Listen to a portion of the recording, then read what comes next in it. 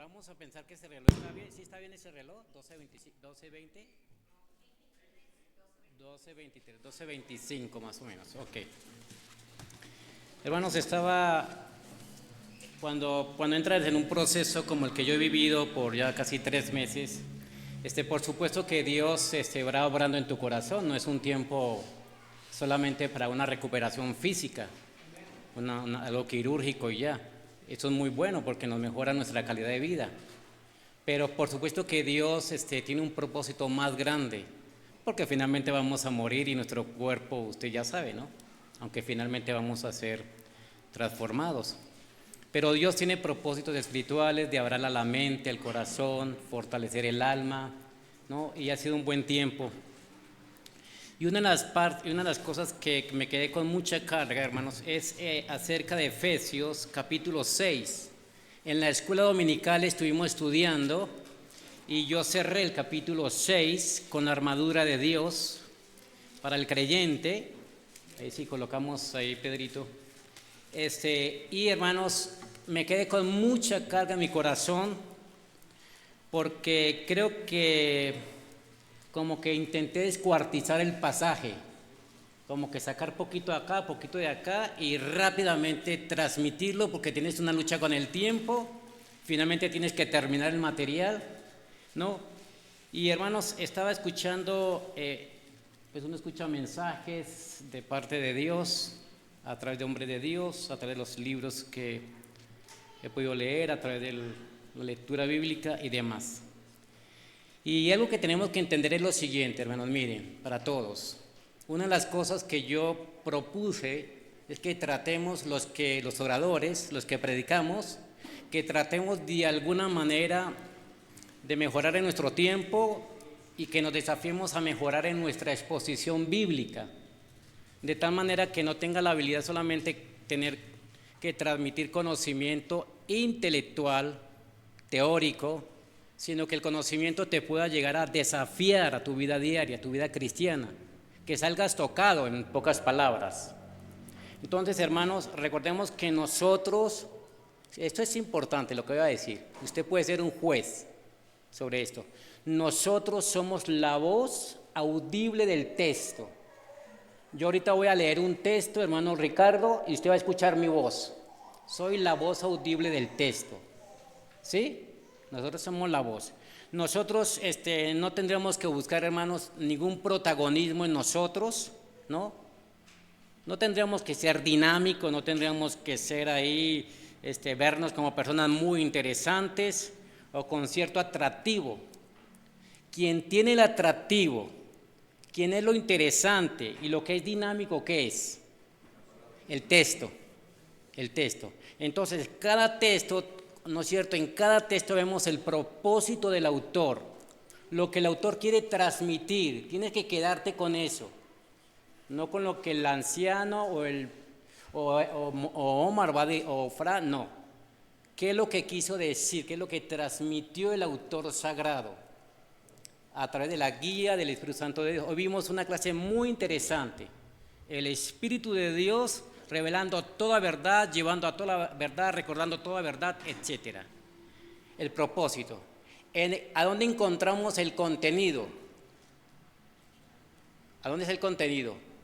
En el texto, en la palabra. ¿Y a dónde encontramos la aplicación? En la palabra. O sea, propósito, contenido y aplicación se encuentran en la palabra. Yo tengo mi responsabilidad individual de prepararme, de orar, de ser un hombre santo, ¿no? De estudiar, por supuesto, pero usted también tiene una responsabilidad. Usted tiene una responsabilidad. ¿Cuál cree que es cuando uno predica? Estar atento, discernir, prepararse, escudriñar. ¿Qué decía? ¿Cómo sería prepararse? Es bien lo que tú dices. Leyendo la palabra. Un hermano americano vino hace años, si quieren mientras tanto vayan buscando en Efesios capítulo 6, y hizo una ilustración, colocó un vaso, hizo un vaso ahí, él era pintor de hecho, él pintaba, entonces siempre traía su pizarrón acá y hacía unos cuadros hermosos, ¿no? con gis. y después lo regalaba, unos cuadros increíbles. Y ahí entonces agarró un vaso y le colocó piedras adentro del vaso con piedras. Y después hizo la imagen de una vasija llenando ese vaso, ¿no? Y entonces él nos hizo pensar que sí se va a llenar el vaso, pero que el agua va a hacer un recorrido así, ¿no? Pero que el vaso tiene algo más que agua. Nos quiso decir que nosotros tenemos que tener corazones y vidas limpias, ¿no? Santas, comprometidas, consagradas, con la estructura de escudriñar, con la estructura de meditar, ¿no es cierto? Esa es nuestra responsabilidad. Cuando yo estoy ahí, yo tengo que tener un corazón totalmente dispuesto a que Dios hable a mi vida. Entonces, hermanos, vamos a leer el texto y vamos a tratar de avanzar de una manera diferente. Quizás para algunos va a ser recordar, para otros va a ser aprender. Mire lo que dice el versículo 10 del capítulo 6 de Efesios. Usted ya conoce todo lo que estudiamos, el trasfondo, la parte doctrinal, los primeros 3 capítulos y la parte práctica del capítulo 4, 5 y 6. Y Pablo termina con estas palabras. Hermanas, son extremadamente importantes, de verdad. Yo lo voy a tratar de explicar, extremadamente importante lo que por eso Pablo cerró con eso, bajo la dirección del Espíritu Santo de Dios. Él ya habló mucho de doctrina básica, ¿no? Importantísima para nuestra vida, pero él dice, por lo demás, como diciendo, después de lo que he hablado, lo que he escrito, hermanos míos, dice, fortaleceos en el Señor. Usted tiene que encontrar una fortaleza en el Señor, dice, y en el poder de su fuerza, en el poder de la fuerza de ese Señor. Y dice, vestido, la palabra esto es un imperativo, vestidos de toda la armadura, y es una armadura diseñada por parte de Dios, porque la armadura de Dios, la palabra para cumple o habla del propósito. ¿Por qué tienes que vestirte esta armadura? Dice, para que podáis estar firmes contra las acechanzas del diablo. Es un ser real, existente, activo, ¿no? De hecho, podríamos decir que está presente en este momento, por supuesto, y está afuera. Y pueden estar algunos demonios en tu casa esperándote o arriba de tu coche, ¿no? La presencia satánica es real. No son mitos, no son leyendas, no son fábulas que alguien diseñó para asustarnos. Por supuesto que tampoco creo en el diablo que hicieron, ¿no es cierto?, con cuernos y cola y un trinchete y de color rojo. Yo no creo en esa imagen mitológica. Yo creo que él no asustaría tanto, hermanos. Si se presenta alguien así, ¿no es cierto?, como se dibuja o se hace pensar, alguien ahí feo con dientes, usted no se asustaría tanto, déjame decirte. Pero si Satanás se presenta como él es, nosotros literalmente al verlo, ¿sabe qué pasaría? Morimos de un infarto, del miedo, del terror. Así, del terror, hermanos, ¿no? Entonces, ahí dice el texto, firmes, porque no tenemos lucha, y mira, de alguna manera despliega un orden, una jerarquía, ya lo hemos dicho. Y dice, porque no tenemos lucha contra sangre y carne. Sí, yo me peleo contigo muchas veces y discutimos, pero mire, al final del día no somos enemigos, independientemente de las posiciones y el criterio y la decisión y demás. No somos enemigos porque lo dice la Escritura. No tenemos lucha contra carne, mi hermano, o mi esposa, o mi familia, no. Independientemente de la suma de conflictos en las cuales a veces nos vemos involucrados. Tenemos lucha sino contra principados, contra potestades, contra los gobernadores de las tinieblas de este siglo, contra huestes espirituales de maldad en las regiones celestes. Por tanto, tomad, otra vez imperativo, toda la armadura de Dios para que podáis resistir el día malo. ¿Cuál es el día malo? Hoy. No es mañana, no fue ayer, es hoy. Hoy Satanás te va a tentar, hoy va en contra tuya. Y habiendo acabado, estad firmes. Estad pues firmes, ceñidos vuestros lomos con la verdad y vestidos con la coraza de justicia y calzados los pies con el apresto del evangelio de la paz. Sobre todo, tomad el escudo de la fe con que puedes apagar los dardos del fuego del maligno y tomad el yelmo de la salvación y la espada del Espíritu, que es la palabra de Dios, orando en todo tiempo, con toda oración y súplica en el Espíritu y velando en ello con toda perseverancia y súplica y con todos los santos. Aquí vamos a parar. Hermanos, ¿usted sabe más o menos el tiempo que estamos viviendo, la era que estamos viviendo, la atmósfera que estamos viviendo? ¿Conocemos un poquito de la atmósfera?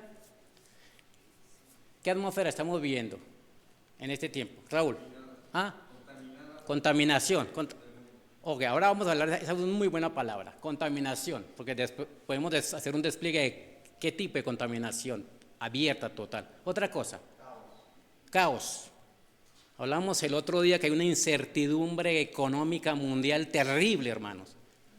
Daniel, guerra. ¿Quién está en guerra, Daniel? Israel con Hamas, ¿quién más? Rusia, Ucrania, ¿quién más? Siria, Turquía, Yemen, guerra. Entonces, hermanos, es muy alarmante, de verdad, tendría que ser para nosotros muy alarmante. Escucha bien. Claro, nosotros comemos bien, dormimos bien, tenemos el cochecito y te mueves, van los chicos a la escuela, regresan al trabajo, tienes tu esposo, no, tienes unas buenas relaciones en tu familia, bien, pero ese es el resultado de la presencia de Dios en nuestras vidas, es la armonía de estar en Cristo, la paz, la protección de Dios, pero eso no significa que el mundo viva de esa manera. Tú puedes tener necesidad y vives con contentamiento y aguantas y ahí sales adelante finalmente, ¿no? Pero es muy alarmante, preocupante y triste ver lo que está ocurriendo en nuestro mundo, en nuestro sistema, de forma mundial. Guerras, dijimos guerras, no guerra, guerras. Violencia, decadencia, desórdenes sociales tremendos, desórdenes políticos, desórdenes morales, desorden militar. Hay un despliegue, no se imaginan. Yo estoy viendo muchas noticias y espero que las traducciones sean correctas, pero hay un despliegue militar en el Medio Oriente impresionante, y ese despliegue militar, ¿sabe a quién está amenazando? A Occidente, particularmente ¿a quién? A Estados Unidos, ahora lo vamos a ver, ¿no es cierto? Entonces hay grandes amenazas hoy. Rusia, a través de Putin, está amenazando a Occidente y a la OTAN, ¿no? Está amenazando de tal manera que Francia está respondiendo, mandando material bélico ahí, ¿no es cierto?, en esa zona. A ver, Daniel. ¿Perdón?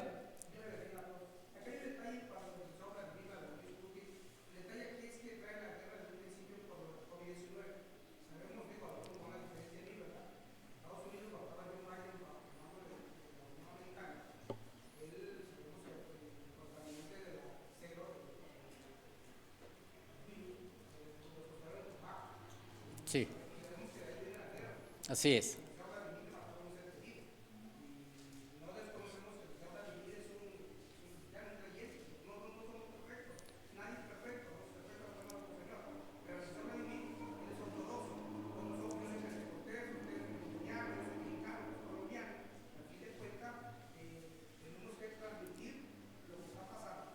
Sí,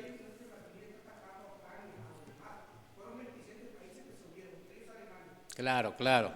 Para allá vamos, gracias, para allá vamos. Si es creyente, yo no lo sé. El hecho de que sea de la iglesia ortodoxa, no lo sé, porque la iglesia ortodoxa es la prima hermana de la iglesia católica, simplemente con unas costumbres menos religiosas, pero es lo mismo. No, ser ortodoxo no significa ser cristiano, ¿no? Como decir ser musulmán no significa ser cristiano, o ser judaizante no significa ser cristiano, cree, ¿no? Pero creen a su manera. Entonces no sabemos, pero no nos metamos en eso. Pero lo que sí es cierto, Daniel, es que Rusia, China, Irán, Corea, ¿no?, se están aliando y son potencias mundiales ahora, ¿no? Claro.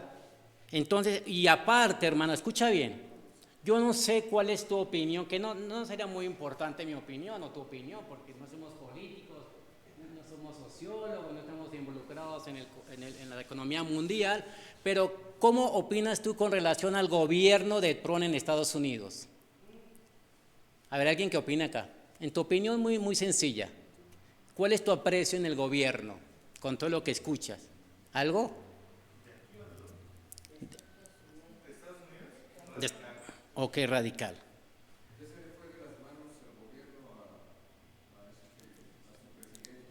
Sí. Escuchamos de forma permanente escúchame, la insensatez en la manera como Trump está gobernando. Es un generador de odio en este momento. Separó familias, generó violencia, generador de odio, conflicto e incertidumbre. Es impresionante, hermano. Coraje, la ira, el enojo, eso es separar familias de los migrantes. Es impresionante, ¿sí, Fran? Claro, claro, para allá vamos. Para allá vamos. Estas situaciones, hermanos, por supuesto que detrás de todo esto debemos entender todo el caos, la destrucción, muerte. Yo veía un video, hermano, yo me puse a orar. 15 soldados ucranianos persiguiendo a otros 15 soldados rusos con el único pensamiento y mentalidad de ¿qué? Matarlos. Dije, 15 jóvenes de 19 años que no se conocen, no se odian y aman la vida, persiguiendo a otros jóvenes que están corriendo, escondiendo, no sé si ustedes vieron el video, escondiéndose en una cueva que hicieron, ¿no?, para que no lo detectara el dron, ¿no? Otros jóvenes de 19 años que aman la vida, no se odian, no entienden lo que está pasando, pero cada uno desea la muerte del otro. Esto no podemos entenderlo más, ¿no es cierto?, con la explicación de que hay una presencia activa satánica. Y en esa presencia, lo que dice Fran, todo se está consumando dentro de los planes escatológicos de Dios. Recuerden, Estados Unidos no aparece en el plan profético escatológico de Dios. América no aparece. Todo el plan escatológico se va a centrar en el Medio Oriente, ¿no? 10 naciones allá del Medio Oriente, un poderío mundial, como por ejemplo China, tiene más de 1.000 millones de habitantes y 200 millones están preparados militarmente.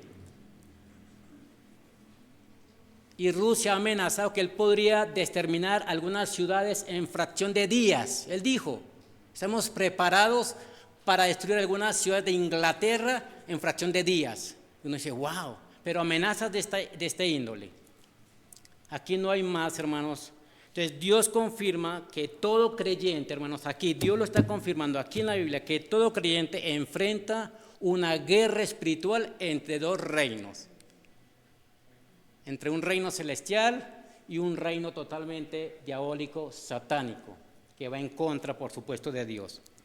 Dios, ¿no es cierto? Recordemos lo siguiente, hermanos, en esta guerra espiritual. Dios, en el momento de redimirnos, de justificarnos, de santificarnos, de colocarnos aparte, escucha bien, también nos dio una posición. Él es el Rey, Él es el Señor, Él es el Padre. Entonces, ¿cuál es tu posición delante de Dios? Cuando Él te rescató, te redimió, ¿no?, te justificó, ¿cuál es tu posición? ¿Eres qué eres? Un hijo. Eres un hijo de Dios, un hijo del Rey de Reyes, un hijo del Señor. Y entonces Dios desea, hermanos, que nosotros defendamos y vivamos bajo esa condición como hijos de Dios. Pero como estamos en una guerra espiritual, entonces Dios ha preparado y nos ha equipado, ¿no es cierto?, para que defendamos esa posición como hijos de Dios. Estamos en una guerra, sí, hermanos, pero no es una guerra que vamos a la ofensiva. Según la Biblia, no es para ir y atacar. Es una guerra que nos pide que nos defendamos. Ninguno de nosotros puede hacer frente a Satanás. Olvídate. No estamos ni diseñados ni preparados. Satanás es un ser de mucho poder. Y si no, miren lo que hizo con Job, así, en fracción de segundos, bajo el permiso de Dios, no, así en segundos, quitó todo de Job, su riqueza, su familia, sus hijos, sus nietos, no, así en segundos, tocó su propia vida en segundos. Entonces, hermanos, Dios sí quiere que tú te comportes como un hijo de Dios frente a una batalla espiritual. Y el único propósito, según el texto de las Escrituras, se menciona en 3 ocasiones la palabra que permanezcamos firmes, con firmeza, ¿no? Entonces mi responsabilidad es esa, permanecer, ¿no es cierto?, con mucha firmeza. Ahora, Colosenses 2:15 dice, despojando a los principados, voy a leerlo acá, si usted quiere buscarlo, búsquelo, dice, despojando a los principados y las potestades, los exhibió públicamente, triunfando sobre ellos en la cruz. Lo que hizo Dios en la cruz son 3 cosas según el texto. Dice que los despojó, los exhibió, los avergonzó públicamente y los derrotó. ¿Qué significa? Satanás es un ser que está ya derrotado, vencido. Él sabe cuál es el propósito final de Dios, cuál es su final, él ya lo sabe. Pero aún en esa condición, él va a querer lastimar, no al mundo, a la iglesia, a los hijos de Dios, quitándole su condición. Entonces, Satanás no tiene poder, hermanos, para tocarnos, escucha bien, Satanás no va a tocarte a ti, Tienes que estar muy tranquilo de eso. A no ser de que Dios lo permita. Hay varios casos, pero podemos mencionar 2. ¿A quién Dios permitió que Satanás le tocare? A Job. Fue ante ya usted sabe toda la historia, no queremos tomar tiempo, solamente mencionarlo. Y lo tocó, pero bajo un propósito de Dios, un plan que tenía que ver con la eternidad de Job, con esa relación íntima. El propósito no era Satanás, olvídate, no es él. En otro caso, en 2 Corintios 12:7, Pablo dice que le fue enviado un mensajero, ¿de quién? De Satanás, ¿no? Un aguijón en la carne para que él no se exaltase de forma desmedida en función a las continuas revelaciones que recibió él. Entonces dice, Dios, yo le revelé mucho a él. Él podría exaltar desmedidamente. Entonces le mandó un mensajero para que lo abofetee de forma continua, pero permitido por Dios. Dios lo está permitiendo. Ahora bien, hay unos textos que voy a leer rápidamente, se está yendo el tiempo. Segunda de Tesalonicenses 3:3, lo puede buscar, dice, pero fiel es Dios que os afirmará, escucha bien, y guardará del mal. Él es fiel, te va a guardar, una promesa que puedes reclamar. Segundo, en primera de Juan 5:18 dice, sabemos que todo aquel que ha nacido de Dios, dice, no practica el pecado. No es que no peca. Cuando dice que no practica el pecado es que no se entrega a la práctica habitual de un pecado, el mismo pecado. Claro, pecamos, tenemos abogado, confesamos y él nos perdona. Pero esa parte es esa persona que continúa en la misma práctica. Entonces dice, sabemos que todo aquel que ha nacido de Dios no practica el pecado, pues aquel que fue engendrado por Dios le guarda. Dios le guarda, me encanta esa palabra, el que fue engendrado por Dios. No, eso me encanta porque no hablamos de adopción, sino de nacimiento. Entonces dice, fue guardado por Dios, dice, por Dios, Dios le guarda y dice, y el maligno no le toca. ¿A quién no le toca? Al que fue engendrado por Dios, al nacido, al verdadero creyente, no le toca. San Juan 14:27 dice ahí el mismo Señor Jesús, dijo, no se turbe vuestro corazón, Ni tengan miedo, no tengamos miedo, dice. ¿No? Entonces, veamos rápidamente lo que leímos en Efesios 4:12. Hay una jerarquía. Dice, contra principados, número uno, contra potestades ejercen mucha autoridad, contra los gobernadores de las tinieblas de este siglo, ese actual sistema mundial que está moviendo todos los papeles y las personas por una tercera guerra mundial. Tengo una pregunta, ¿te afectaría a ti una tercera guerra mundial? ¿Afectaría a América o a México o a Centroamérica? ¿Nos afectaría? Sí, de alguna manera nos va a afectar, de alguna manera. Entonces, contra los gobernadores de las tinieblas de este sistema mundial actual, contra las huestes espirituales de maldad en las regiones celestes. Pero me encanta lo que dice Pablo a Timoteo en 1 Timoteo. Dice, cuidado, que nos guardemos de la doctrina de demonios. Entonces, Satanás tiene su propia doctrina, su propio credo. Y su propio credo va en contra de Dios. Por ejemplo, yo les decía el otro día, ¿no?, que los testigos de Jehová digan que Cristo no es Dios. Doctrina de demonios. Que la Iglesia Católica dice que sí, que podemos creer en Cristo, más creer en la Virgen María y las obras. Doctrina de demonios. Y así podríamos desplegar esa suma de falsos conceptos religiosos de las religiones. O José de Smith, o todas esas religiones, sectas, ¿no?, que se centran en Cristo más obras. Sí, hermano.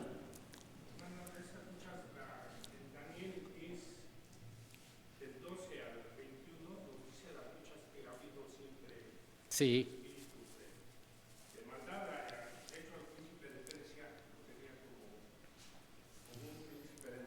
Sí. Sí.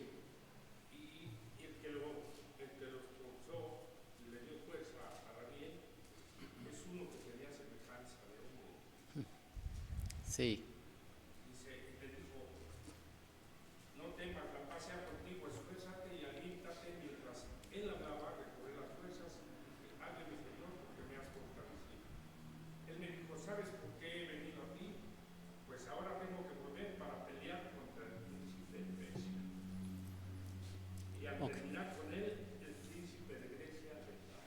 Ok, claro. Hay muchas doctrinas en Daniel, Ezequiel y Jeremías que se proyectan al tiempo, ¿no es cierto?, de lo que es la gran tribulación, el día del Señor, el día de la ira. No lo estamos tocando, pero por supuesto que esto se está creando un ambiente, una atmósfera, ¿no?, para que se cumpla la profecía. Si yo leyera Isaías 11, que lo que menciona dice, uno se aterraría lo que va a suceder, hermano, de verdad. Entonces, hermanos, ahora bien, eso hablamos del sistema satánico, ¿no es cierto? Principado, potestad, los gobernadores, las huestes. Pero ahora hablemos de las personas, escucha bien, de las personas. Este es el mundo espiritual caído, ¿sí me explico? Satanás y todo el gobierno que él tiene ahí. Ahora bien, hermanos, antes de leerlo me gustó su Biblia, si usted tiene una Biblia de John MacArthur, estudiando, él hace un comentario y voy a leerlo, me pareció interesante con relación a este orden angelical. Dice lo siguiente: las 4 designaciones militares describen los diferentes estratos y rangos de los demonios y el imperio sobrenatural de maldad que operan en ellos. Las fuerzas de la oscuridad de Satanás están tan estructuradas con cierta complejidad para tener éxito en sus iniciativas más destructivas. Satanás podría destruir nuestro planeta, por supuesto, hermanos. Ya hay bombas, hermanos, de destrucción masiva que amenazan. Eso es hablando de... Hermano, permítame porque se me está acabando el tiempo y yo quería terminar a las 12, a la 1. Permítame. O bueno, nos vamos a las 12, me pega. No, porque Pati ya empezó a mirar el reloj y dijo, Pati, ya hoy no desayuné. Mire lo que dice Filipenses. Ahora vamos a ver la parte humana. Estamos en medio de una generación maligna y perversa. Maligna. Pero me llamó la atención y busqué la palabra maligna. Yo tengo un Nuevo Testamento ahí en griego y en la parte de abajo dice la parte maligna, la raíz. Y la raíz de maligno es escoliosis. Andrea, ¿qué es escoliosis? Una ligera curvatura de la columna, ligera o bien pronunciada. O sea, vamos a colocar el nombre, la columna torcida. Esa es la palabra, torcida. Entonces, vivimos, en términos de traumatología, vivimos en medio de una generación que está torcida. Y el segundo sustantivo que usa es perverso. Y da la idea, hermanos, que la palabra perverso escucha bien, ese sustantivo intensifica al primero, lo potencializa. Entonces quedaría, vivimos en medio de una generación extremadamente perversa. La gente, ya no estamos hablando del mundo angelical, la gente, los seres humanos, nuestro México, los 4 puntos, ¿no? Cardinal, está lleno de esta gente, perversidad, ¿no? E incluso el mismo Señor Jesucristo hablando con sus seguidores, fariseos, en un momento me encantó esto. No sé con qué actitud, con qué rostro, con qué movimientos físicos Jesucristo afirmó esto. Dijo, oh generación incrédula, fariseos, escribas y seguidores, oh generación incrédula y perversa, hablando de las personas, no del sistema. Oh generación incrédula, ¿hasta cuándo he de estar con vosotros? ¿Cómo lo dijo el Señor Jesucristo? Con una sonrisa, ¿no? Con mucha paz, con mucha armonía. ¿Cómo lo diría? Oh generación perversa y maligna, ¿hasta cuándo? ¿Hasta cuándo? ¿No? Porque había esos corazones que se habían llenado de incredulidad.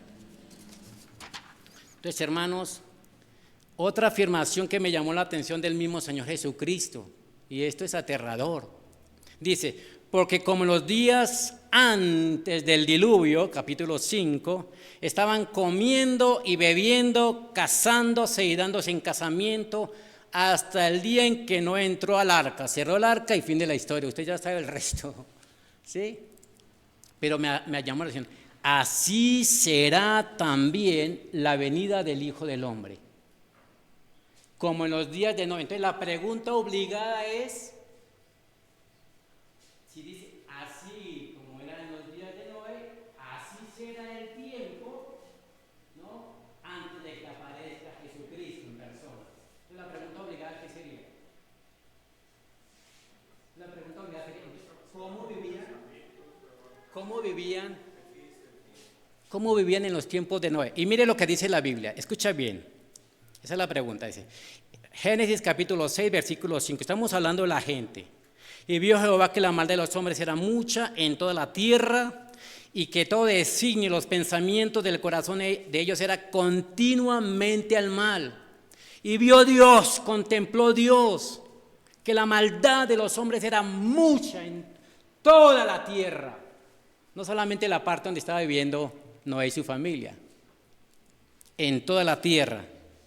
Y que todo designio, son los pensamientos, las intenciones y los deseos del corazón del hombre eran de continuo al mal. O sea, 24 horas al día, 7 días a la semana, su mente una fábrica de pecados, continuamente al mal. Génesis 11, y se corrompió. Uno se corrompió. ¿Qué significa en hebreo corrompió? Entonces busqué ahí en Google, en hebreo, busque usted, corrompió, y dice, se estropeó, se dañó, se arruinó. Mire lo que Dios está diciendo al usar la palabra se corrompió. La tierra se estropeó, los habitantes se estropearon, los habitantes se dañaron, como una fruta que se descompone. Todo se arruinó. La tierra delante de Dios, y estaba la tierra llena de violencia. Versículo 6:12. Y miró Dios la tierra, y aquí estaba corrompida, porque toda carne había corrompido su camino sobre la tierra. Sobre la tierra. Esa es la condición actual de la tierra de Noé, estamos viviendo lo mismo, lo mismo. Yo no sé si usted está ignorando las grandes matanzas que están habiendo en México, con ese grupo, ¿cómo llaman? Grupo Jalisco Nueva Generación, los Chapitos, una mortandad, unos ataques, la guerra, por supuesto, y ya el secretario de Gobernación, ¿no es cierto?, hace unas cosas terribles, o sea, matanzas, matanzas, violencia, violencia. Ya nos prendemos la tele y ya sale cuerda de sangre de horror. Sangre, de horror. Es horrible. ¿Sabe qué me hizo pensar? Putin dijo lo siguiente: agarramos como a 15 soldados ucranianos, Estados Unidos intervino que por favor respetaran la vida de ellos, y dice Putin, no, van a ser juzgados de acuerdo a la ley Rusia por atentar contra nuestra nación, como 15 soldados allá, por atentar contra nación, 15. La pregunta, ¿él qué ha hecho con Ucrania? Genocida, totalmente. Pero te das cuenta de la naturaleza del hombre, te juzgo a ti por matar a mi gente. Pero él ha hecho lo mismo. Es el cuerpo criminal. Claro, es la naturaleza del ser humano. Voy a tomar un texto más y cerramos, porque prometí acabar a la 1. Yo quiero ver, hermanos, quiero ver los 6 elementos, los quiero ver porque son importantes. Pablo tiene en mente esto, hermanos, mire. Pablo vivía en medio de esta poder político romano, que no ha habido en la historia como Roma. El pueblo romano fue invencible. ¿Sí me explico? ¿Sabe por qué cayó el imperio romano? No fue por su poderío militar, que fueron invencibles. ¿Sabe por qué cayó el ejército de Roma? ¿Alguien sabe? Por la corrupción moral y sexual de los senadores y los gobernadores. Se entregaron a tal placer sexual, homosexualidad y toda esa depravación que descuidaron la nación. Y el ejército quedó, ¿sí me explico? Por una decadencia en el gobierno, pero eran indestructibles. Entonces Pablo tiene en cuenta a ese hombre, y como es una figura real con la cual hay contacto físico, visual, escuchan el poderío de estos hombres, la preparación de estos hombres. Entonces Pablo toma a este hombre y hace una metáfora de algo real, va a tratar de sacar una aplicación espiritual. Y claro, él va a hablar de los 6 elementos, de la armadura, 3 elementos que estaban puestos, ¿verdad? Y otros 3 que estaban listos para ser tomados en el momento que la trompeta suene. La trompeta sonaba con la melodía, armonía de guerra, y automáticamente ellos sabían qué hacer. Entonces Pablo toma en cuenta eso. Dice, la armadura de Dios es igual. Entonces hace la metáfora para aplicar. Pero la Biblia con esto termino, versículos 6, 10, dice, por lo demás, hermanos míos, fortaleceos en el Señor y en el poder de su fuerza. La base de la fortaleza no está en la capacidad personal. No está en mi habilidad, no está en tu profesión, ni en tu estatus, ni en tu vida económica, no. Tu fortaleza se centra única y exclusivamente en Cristo. Te debes fortalecer. Y busqué la palabra, el verbo fortaleceos. Uno automáticamente le dice fortaleceos, pues ya sé que es fuerte, ¿no? Así como los que alzan pesas, como... ¿no? Y van al gimnasio con mi buen Gus ahí. Hay que volver al gimnasio. Fortaleceos es equivalente a mantenerse asido a la fuerza de Cristo, fortalecidos. Me encantó una figura que dice que un hombre llegó a la cruz de Cristo rendido, un soldado, se abrazó a la cruz de Cristo y dijo, nadie me soltará. No me suelto de acá. Esa es la idea. Te abrazas de Cristo y nada te puede soltar. La palabra, el verbo en otro sentido es vivir sujetos, bajo de la dependencia, sujetos a Dios. Y otro, me estoy adelantando, es vivir dependientes de forma continua de Él. Seres completamente dependientes. Aquí vamos ahí el cinto y si quieres pasarlo un poquito para que vean, ahí está el cinto y la verdad, ya lo vamos a explicar, ahí está, regrésalo, ahí está el arma pequeña, la espada grande y una daga, vamos a ver la diferencia, y de cuál habla Pablo, si la grande o la pequeña, y después habla ahí de la coraza de justicia, ahí hasta ahí vamos a parar, lo vamos a ver. La próxima semana, domingo, a las 7 de la mañana, el hermano Omar nos va a dar una predicación maravillosa. Va a llegar a nuestro corazón. En 15 días vamos a continuar y de forma rápida, ya sin este contexto que acabo de explicar, vamos a ver las 6 elementos del armador. Y te vas a dar cuenta. Hoy Cristian habló mucho acerca de la verdad. La verdad, la verdad. Ahí habla eso, mira. La coraza de justicia no habla del hecho de ser salvos o ser justificados. No habla de eso. De la justicia automáticamente pensamos en Romanos. Justificados pues por la gracia tenemos. No habla de esa justificación en los méritos de Cristo. Es otro tipo de justicia. Es la justicia, me llamó la atención porque Dios te trae pasajes. Es la justicia de Hechos capítulo 10. El centurión romano. ¿Te acuerdan cuando vimos varones, las virtudes de este hombre? Era inconverso. Dice, era un hombre justo, no justificado, justo. Tiene que ver con eso, este chaleco. Hombre piadoso, orando, generoso, pero no era creyente, no era salvo. Ahí vamos a explicar. Vamos a orar, hermanos, y ya viene Javier. Querido Señor, queremos parar aquí. Quisiera empezar a ser respetuoso con el tiempo, 45 minutos de la enseñanza, terminarmente dispuestas a escuchar, atentas, un corazón abierto. Señor, pero estamos ante una situación latente, Padre, algo va a suceder. Si se está creando una atmósfera, un ambiente mundialmente bélico, económico, es increíble como China amenaza y es increíble la insensatez de Trump con los aranceles. Uno dice 50, el otro dice 80 y el otro dice 104.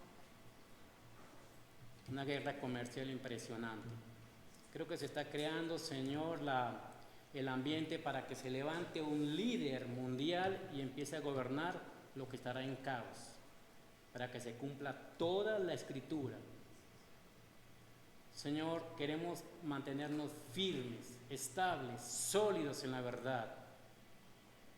Señor, dignificando la posición que nos has dado como hijos de Dios, fortalecidos en el poder de la cruz de Cristo. Bendícenos en esta semana y permítenos tener un buen tiempo recordando lo que Jesucristo hizo allí en la cruz hace ya varios miles de años. Oramos en Jesús. Amén. Gracias, hermanos.